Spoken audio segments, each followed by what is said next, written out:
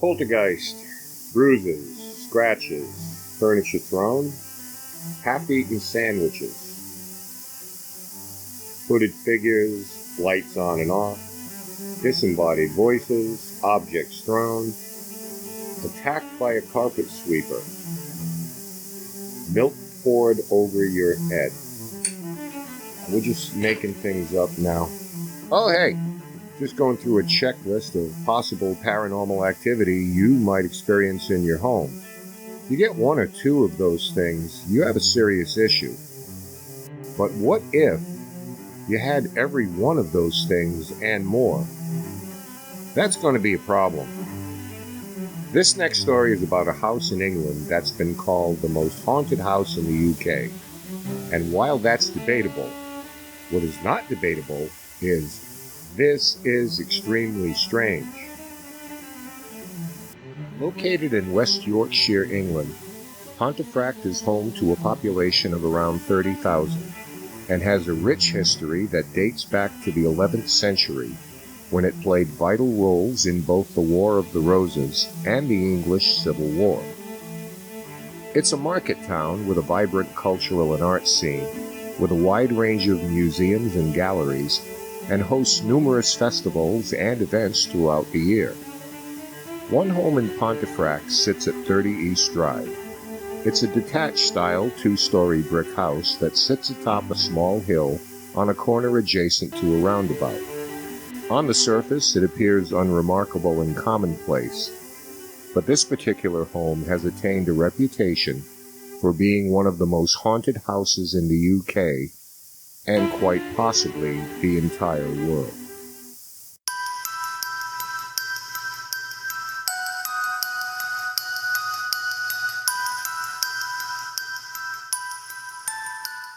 Legend has it that the home is located near the former town gallows, whose most noted casualty was said to have been a Cluniac monk who was hung for the rape of a young girl during the time of Henry VIII, though no definitive proof of this taking place has ever been confirmed. The home was likely built in the 1950s, and the design was quite common of its type. In 1954, the Farrar family moved into 30 East Drive with a young daughter, 2-year-old Jane. It seemed an ideal home for the young family, but in less than a 2-year period, Bill and Barbara Farrar would choose to leave as they grew increasingly frightened of the goings-on at the house. Objects would move around on their own, and the sounds of disembodied voices and mysterious slashes and tears in fabric furnishings was deeply unsettling. Their daughter Jane seemed to be a constant target of frightening occurrences, as she would often be found in tears with her body covered in blood resulting from scratches. As these episodes repeated themselves night after night, Barbara would place mittens on her hands in the event she was unintentionally scratching herself. But despite that, the scratches and the resulting blood continued. It all came to a head when Barbara ran upstairs one day as she heard Jane crying, to find her daughter with a pillow covering her face, for all intents and purposes smothering her. With no option presented other than leaving, they entered into an agreement with another family to basically swap homes. That family was the Pritchards, consisting of parents Jean and Joe, along with their children Philip, aged 5, and Diane, who was 2 years old at the time. Joe was a former worker at the local coal mine, known as the Prince of Wales Colliery, which remained active until 2002. He would go on to run a pet shop in town. Jean was a stay-at-home mother, while son Philip was a devotee of books and art, and later went on to work at his father's shop. On the surface, they were a typical British family, striving to enjoy a quiet life in a quaint English town, until a series of strange phenomena began to manifest itself inside their home sometime after they moved in 1956. Their ordeal would begin some 10 years later, in August of 1966, when Joe, Jean, and the now 12-year-old Diane went away for a weekend in Devon, leaving a disinterested 15-year-old Philip at home with his maternal grandmother, Mrs. Sarah Scholes, to look after him.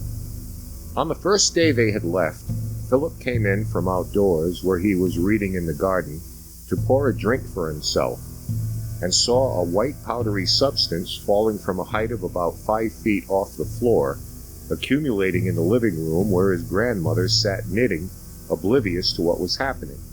When she was made aware of the dusty substance falling, she immediately thought Philip was playing some sort of a joke, as the powder continued to fall quite steadily, covering both her and the furniture.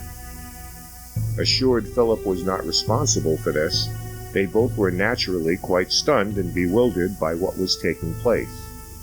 But this was just the beginning of the strangeness that would grip the home, as for the next 12 hours the powdery dust would continue to fall, covering floor and furniture.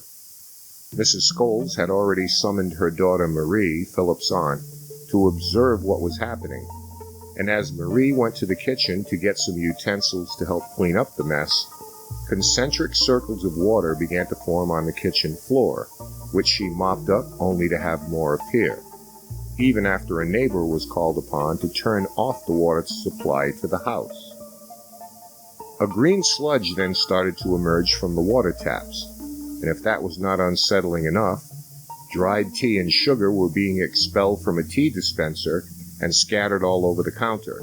Then came the sounds of cabinet doors shaking, accompanied by loud bangs from the second floor, and a potted plant at the bottom of the stairs, found halfway up the stairs, uprooted out of its planter. Grandmother Scholes, totally unnerved by all of this, and perhaps wanting assurance that she and Philip were not going mad, called upon several others to come to the home to bear witness to what was taking place. Philip and his grandmother would eventually leave the home to spend the night with Marie, whose husband Victor phoned the police, who responded and checked the house to find nothing out of the ordinary during their visit. As he prepared to leave the home, a wedding photo of Joe and Jean, slashed as if by a knife, was thrown to the floor, shattering the glass. Joe, Jean, and Diane would return to hear all about the chaos in the house from Sarah Scholes, and as they listened, 3 loud bangs were heard, accompanied by a chill felt throughout the room.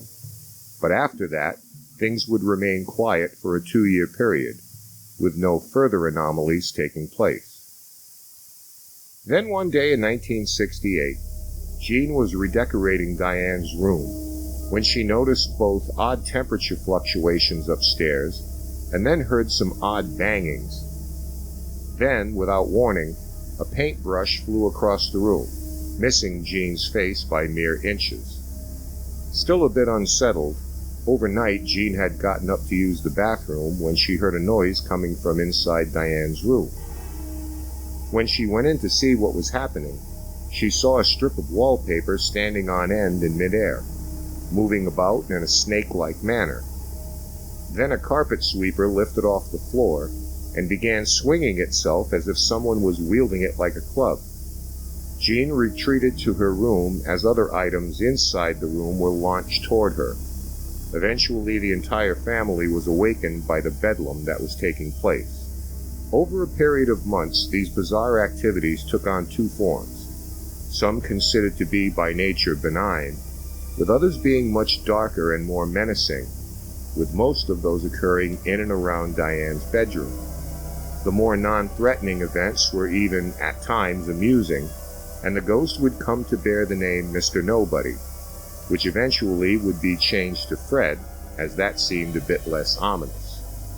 The events ran the gamut of the paranormal experience. A china cabinet's contents were found emptied onto the floor, but with nothing broken in the process. At one point, a wooden grandfather clock was thrown and smashed. An oak stand which held a sewing machine once moved toward and eventually pinned Diane down on the stairs after she fell trying to escape it. This incident was preceded by the lights going out and a shadowy figure appearing to both she and her mother. Her parents could not move the heavy stand when they tried to free her, but when she was finally extricated, she had not been harmed at all. On another night, the bedclothes were ripped off Diane as she slept, with the mattress she was lying on pulled from the bed and levitated in midair. This scene would repeat itself 4 times that particular night. Her room would often turn icy cold some nights, and Diane became certain she was often not alone there, sometimes being forced to sleep in her parents' room. A common event would be visitors being overcome by illness, but an even more terrifying incident happened the day a crucifix flew across the living room and stuck to Diane's back as if magnetized as she brushed her hair. Upon inspection, her mother found a cross-shaped mark on her back that would remain there for a number of days. Sandwiches with bites taken out of them would be found behind the TV set, while at the same time the lights would turn on and off and pillows were thrown into the air. Passers-by would often see articles of furniture and other belongings of the Pritchards lying on the front lawn after being tossed out of the window. Joe's sister Maud visited one night and, being something of a skeptic, expressed interest in seeing the activity for herself. While sitting in the kitchen by a fire, the light suddenly went out, the refrigerator door swung open, and a gallon of milk levitated over her and dumped itself onto her head, which Philip and Diane thought was quite amusing. Aunt Maud learned to be careful what she wished for that day. Another time, Jean was sitting on a wooden box that contained some eggs. The eggs somehow were apported from inside the closed box, materialized in the middle of the living room, and were smashed in front of the stunned family. For whatever reason, food seemed to be a favorite target of this entity. The being who shared a home with the Pritchards was rarely seen, but over time, Philip, family friend Renee Holden, and a neighbor all reported seeing a figure in a black cloak and hood, which they all agreed resembled the figure of a monk. Then one evening, Joe and Jean experienced their own sighting when they heard the door to their bedroom open and witnessed a hooded figure standing in the doorway. All of this culminated in one especially terrifying incident when Diane was in the kitchen making coffee. In the blink of an eye, she found herself being dragged on the floor and then up the stairs by her hair. Philip and Jean rushed to attempt to free her from whatever or whoever had grabbed her, but an unseen force seemed to keep them at bay. For his part, Philip had every intention of reaching out to try and place his hands on this entity, and when that thought crossed his mind, Diane was abruptly released, with finger marks on her throat, a residual consequence of the attack. The Pritchards remained resolute that they would not be driven from their home, and several clergy were summoned to rid the house and family of its invisible tormentor. This was met with a healthy dose of disdain by the entity, as water was said to seep from the walls, while clergymen felt their faces being slapped, and disembodied hands appeared in the air, as if leading a chorus when hymns were sung. The Pritchards, for their part, were reasonably open to telling people what was going on in their home, and their claims were taken seriously, with some residents witnessing the phenomena for themselves. Those who did included the mayor of the town, local vicars, neighbors, and many family members and acquaintances. The local papers had caught wind of the goings-on and ran articles about the haunted happenings at 30 East Drive, which resulted in many people avoiding the house, with others eagerly seeking access. On the advice of a friend, they would eventually take up an old Scottish tradition of hanging garlic from doors and windows, which over time seemed to cause the activity to wane and then stop completely. It was now May of 1969. The years passed, Philip and Diane grew up and moved away from the home, and Joe eventually would pass away, with Jean remaining in the home until her later years when she moved a short distance away. So the question is, how does the infamous Black Monk fit into all this? There have been a host of theories regarding 30 East Drive and why this location is something of a beacon for paranormal activity. Some posit that it's haunted by the monk who was sentenced to death for his salacious actions with a minor female, while others are certain it is all the work of a poltergeist that was embedded in the home. As there is no proof of a monk ever being hanged in the nearby gallows, we are steered toward the latter possibility. In 1980, noted author of the occult Colin Wilson being made aware of local newspaper articles written about the case, sat down with the family to hear details of their story, which resulted in his very well-researched and informative book Poltergeist, from which one might come to the conclusion that this was indeed a fascinating case of a manifested spirit brought into the physical realm. Interestingly, the hooded robed figure has been reportedly seen by others who have come into the property in the decades that have followed, including guests, tourists, and paranormal investigators. Some have taken photos of what they believe is this robed figure, mainly manifesting as a black mass. The home began to gain even more notoriety when various other forms of media came into the picture, such as the UK TV series Most Haunted, who filmed a 2-night investigation of the house in 2015. Marbles were thrown at the crew, shadow figures were seen in various windows, and they discovered a knife placed between the sofa cushions. This likely isn't going to be the best representation of the location, as the show has had its fair share of controversies in the past. Another noted investigator, Richard Estep, led an investigation there to gather information for 2 books he wrote about the location. One fellow investigator claimed he was grabbed by the ankles and yanked backwards, and a burning sensation he felt on his back revealed a significant scratch mark across the middle of it. The property is now owned by filmmaker Bill Bungay, who previously had made a movie called When the Lights Went Out, based to some extent on the Pritchards' experiences in the home. Bungay claims to have had his own paranormal experiences there, and the home has been open to paranormal investigators and enthusiasts for the most part as a business venture. As such, the house is now adorned with creepy dolls and other items, which serve to bolster its reputation as a haunted house and give visitors the creeps. Yet, a neighbor named Carol, who tends to the place, claims activity there has been re-energized since the Pritchards all left. Nonetheless, it's quite fair to say that a condemned monk is a misrepresentation of whatever did position itself there, starting in the mid-1950s. There are other reasons to suggest that there may be a dark energy lingering in this area, as other residents have reported paranormal activity in their own homes. Maybe it's the spirits of soldiers dying traumatically in the War of the Roses or the English Civil War that still haunt this area.